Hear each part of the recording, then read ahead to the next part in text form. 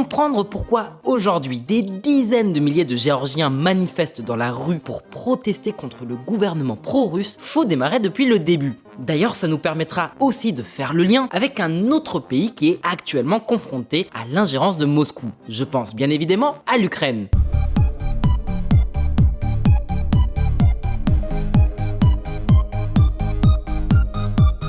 Et oui, parce que avant l'Ukraine, c'est la Géorgie qui avait été envahie par la Russie en août 2008, il y a une bonne quinzaine d'années.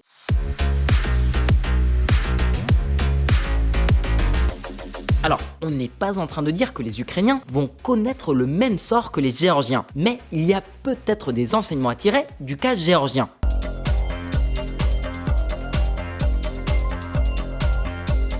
Voici Mikhail Saakashvili, président de la Géorgie de 2003 à 2013. Aujourd'hui, il suscite autant de passion que de haine. Voici une citation mot pour mot de notre ami Vladimir Poutine. Un jour, je vais prendre Saakashvili par les couilles. Vladimir Poutine en 2008. Alors, pourquoi tant d'animosité? Cette rancœur trouve ses racines dans un conflit territorial. En fait, 1/5 du territoire géorgien est aujourd'hui occupé par la Russie, et ce depuis la guerre entre la Russie et la Géorgie en 2008. Alors comment la Géorgie a-t-elle survécu à l'invasion russe? Quelles leçons pourraient en tirer les Ukrainiens? On t'explique tout dans cette vidéo, mais d'abord pense bien à t'abonner, à liker, à partager, et si tu veux taper la discute, tu peux écrire un commentaire ou nous lâcher un DM sur Insta. Oublie pas d'activer la petite cloche des notifs pour être prévenu en temps réel de l'apparition de nouvelles vidéos, surtout qu'on va sortir un deuxième épisode dans cette mini-série consacrée à la Géorgie. Allez, maestro, lance l'intro.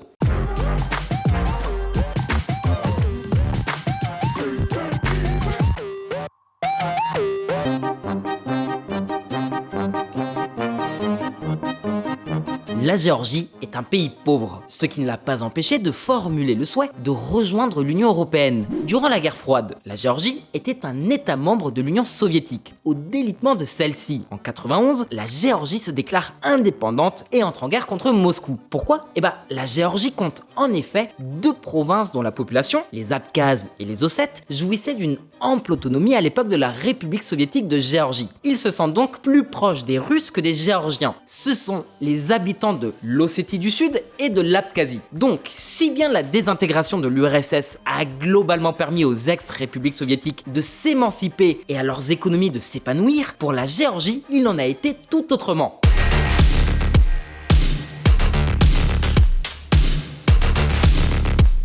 En 10 ans à peine, le PIB de la Géorgie s'est divisé de moitié. Et depuis 89, la Géorgie connaît une hémorragie démographique. Elle a perdu plus de 20% de sa population, passant de 5 millions d'habitants à 3 700 000 aujourd'hui, dans les années 90. La Géorgie était un terreau idéal pour le crime organisé et la corruption. Mais en plus, son industrie était complètement dépendante de Moscou. Le jour de son indépendance, toutes les usines ont fermé. Son économie n'étant pas très diversifiée, ses principales exportations étaient la ferraille abandonnée dans les usines sidérurgiques. En vrai, le Caucase n'a pas la meilleure notation pour le climat des affaires. C'est notamment le cas avec l'Azerbaïdjan, l'Arménie et la Tchétchénie. Mais le destin de la Géorgie a basculé en 2003.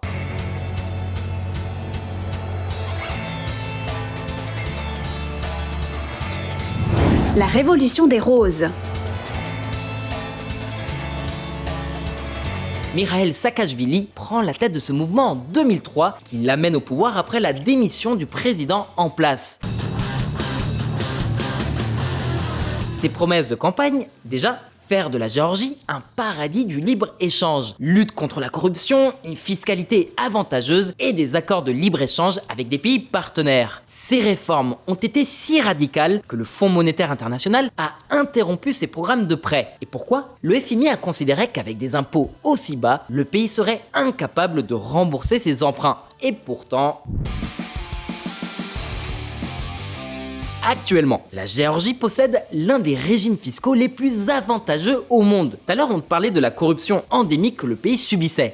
Durant les premières années de sa gouvernance, Saakachvili a licencié plus de 16 000 effectifs policiers soupçonnés, accusés ou reconnus coupables de corruption. Entre 2004 et 2007, le PIB de la Géorgie a connu une hausse de 35%, encourageant du coup les investissements directs étrangers. Ferrero, par exemple, a ouvert sur place une usine de transformation de noisettes pour sa fameuse pâte à tartiner. Faut savoir que deux des principales industries exportatrices de la Géorgie, mis à part l'acier tiré de la ferraille soviétique, c'est les noisettes et le vin, qui, ceci dit en passant, est très mais alors très bon. Bref, quand est-ce que c'est parti à volo ? Les toutes premières victimes de Poutine. En fait, l'un des engagements de Saakachvili lors de son arrivée au pouvoir, c'était la réunification nationale. Les Géorgiens abhorraient l'idée de deux provinces indépendantes sur leur territoire national. Même s'il s'agit d'un très petit pays qui compte moins de 4 millions d'habitants, on compte plusieurs langues et ethnies différentes en Géorgie. Et deux régions, notamment, posent problème à l'unité nationale, l'Ossétie du Sud et l'Abkhazie. Le point commun de ces deux régions, c'est qu'elles sont très proches de la Russie, d'un point de vue géographique, mais aussi culturel et linguistique. Finalement, comme le Donbass ou la Crimée en Ukraine. Mais c'est précisément à partir du moment où Saakachvili a déclaré sa volonté de rejoindre l'OTAN que la situation s'est gâtée. Un casus belli très évocateur de la situation actuelle en Ukraine. Le Kremlin, furieux, a décrété un boycott commercial contre la Géorgie. Puis, on a assisté au déclenchement de la première guerre conventionnelle entre deux États depuis plusieurs décennies. La Russie et la Géorgie s'affrontent sur la question des régions séparatistes. À l'époque, la Géorgie tentait encore de négocier un accord territorial pour maintenir les régions rebelles en Géorgie tout en leur conférant plus d'autonomie. Mais en 2008, comme les négociations n'aboutissaient à rien, un groupe de séparatistes sud-ossètes a bombardé un groupe de soldats géorgiens. Du coup, en riposte, l'armée géorgienne s'est déployée en Ossétie du Sud pour reprendre le contrôle, puis elle a attaqué et bombardé Tskhinvali, la capitale d'Ossétie du Sud.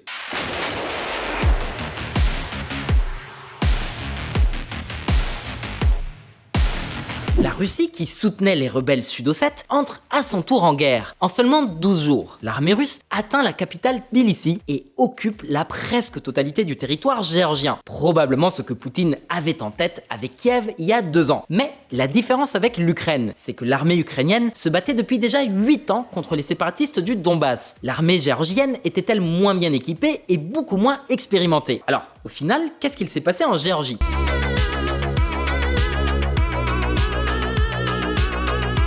Mais déjà, la France, qui présidait à l'époque l'Union européenne, a essayé de jouer un rôle de médiateur pour négocier un cessez-le-feu. En tout cas, c'était l'ambition de Nicolas Sarkozy. Mais bon, il n'a pas vraiment pesé sur le débat. D'ailleurs, c'est pas la seule personnalité française qui a joué un rôle dans ce conflit. Il y en a 3 au total, et on te parlera de la dernière tout à l'heure. Bref. À part Sarko, il y a aussi ce gars-là que vous voyez souvent à la télé ou à la radio en ce moment. Et oui, Raphaël Glucksmann, la tête de liste du PS aux élections européennes 2024, a aussi été un proche conseiller de Saakachvili durant 3 petites années. Il a même épousé celle qui devint plus tard la ministre de l'Intérieur de Saakachvili. Mais bon, passons. Revenons-en à la Russie, qui, à l'issue de cette guerre éclair, avait obtenu ce qu'elle désirait, le contrôle de l'Abkhazie et de l'Ossétie du Sud Alanie. En échange, elle a retiré ses troupes du reste de la Géorgie. Quelle est donc la situation de la Géorgie aujourd'hui? Si t'achetais une map monde à Moscou, l'Abkhazie et l'Ossétie du Sud apparaissent comme 2 républiques indépendantes. Mais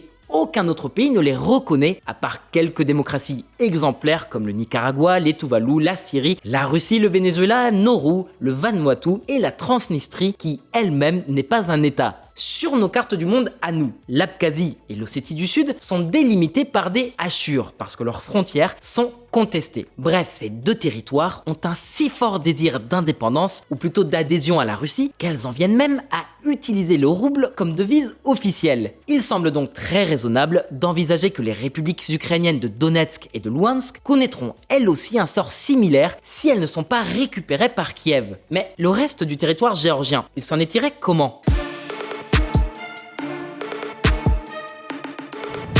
La Russie et l'Occident. En 2013, Saakashvili a perdu les élections contre cet homme-là. Bidzina Ivanishvili, qu'on surnomme affectueusement Boris. Il s'est enrichi en vendant des équipements informatiques en Russie dans les années 90. On estime que sa fortune équivaut aujourd'hui à un tiers du PIB de la Géorgie. Fin 2011, il crée son propre parti qu'il baptise le Rêve géorgien, qui quelques semaines plus tard forme une coalition avec le même nom. Avec ses ressources, Ivanishvili plie la campagne électorale et remporte les élections l'année suivante. Après avoir été battu aux élections, Saakashvili renonce à sa nationalité et part en exil pour éviter des poursuites pénales à son encontre pour corruption et trafic d'influence, entre autres chefs d'accusation. Il dénonce évidemment une chasse aux sorcières orchestré par le nouveau pouvoir. Il finit par obtenir la nationalité ukrainienne après avoir renoncé à son passeport géorgien. Il devient même gouverneur de l'oblast d'Odessa. Mais se sentant menacé, l'ex-président d'Ukraine Poroshenko obtient qu'il soit déchu de sa nationalité ukrainienne et qu'il soit expulsé du territoire. Quelque temps plus tard, Saakashvili parvient à convaincre Zelensky, quand celui-ci est élu président en 2019, de faire annuler cette décision de justice. Mais il finit malgré tout par retourner de son plein gré en Géorgie, où il se fait arrêté et purge depuis une peine de 8 ans d'emprisonnement.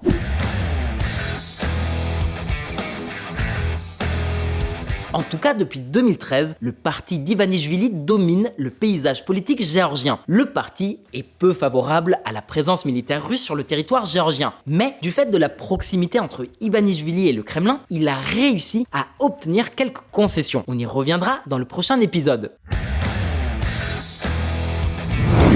La France est partout.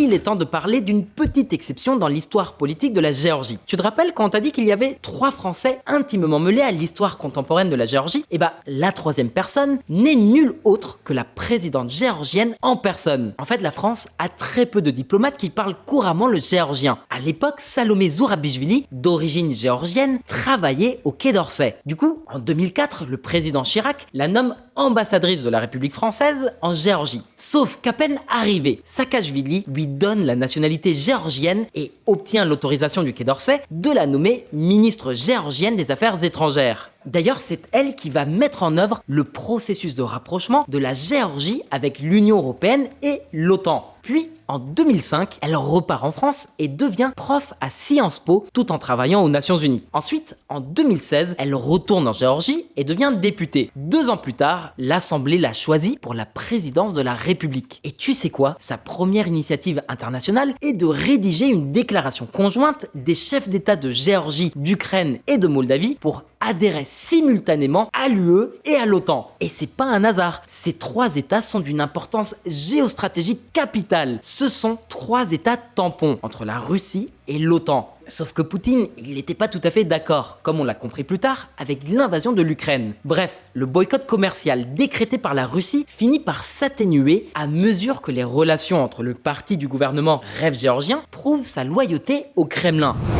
La Russie s'apprête à reprendre les importations de vin et d'eau géorgien. Faut pas se planter, hein. La Géorgie n'est pas du tout prête pour rejoindre la sphère d'influence européenne ou même occidentale. Surtout depuis l'adoption de la loi contre les agents étrangers dont on va te parler dans le prochain épisode. Mais il est également vrai que depuis 2013, même si la Géorgie a recommencé à commercer avec la Russie, elle a aussi accentué ses liens commerciaux avec l'UE. L'Union européenne signe un accord de libre-échange avec la Géorgie. La Géorgie commerce donc à la fois avec la Russie et l'Union européenne, d'où l'émergence d'une nouvelle activité économique, le tourisme.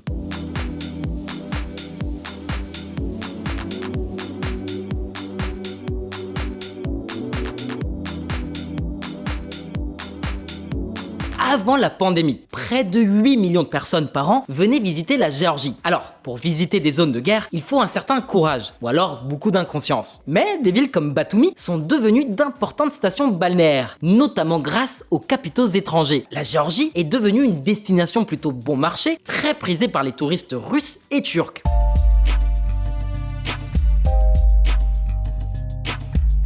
La Géorgie est aujourd'hui bien mieux lotie qu'il y a 20 ans, mais Son taux de chômage est de 17%. Au cours de la dernière décennie, la Géorgie a peu investi dans l'éducation et par conséquent, peu d'entreprises à haute valeur ajoutée voient le jour. Il n'y a tout simplement pas de main-d'œuvre assez bien formée. Et d'un point de vue politique, on fait face à une dérive d'un régime de plus en plus autocratique. Du côté de la Russie, le géant s'efforce toujours de ramener la Géorgie dans son giron. Il est très difficile d'imaginer que ce pays puisse un jour devenir membre de l'Union européenne ou de l'OTAN. C'est un équilibre délicat à trouver entre le désir d'Occident et d'une société plus libérale et la réelle politique qu'impose la proximité avec la Russie. Alors, la comparaison entre la Géorgie et l'Ukraine est-elle pertinente? Seul le temps nous le dira. Mais, comme l'a dit un jour le poète polonais Adam Mickiewicz, pour reprendre le passé, il faut avoir deviné l'avenir. Du coup, on raconte la suite dans l'épisode 2. À très vite.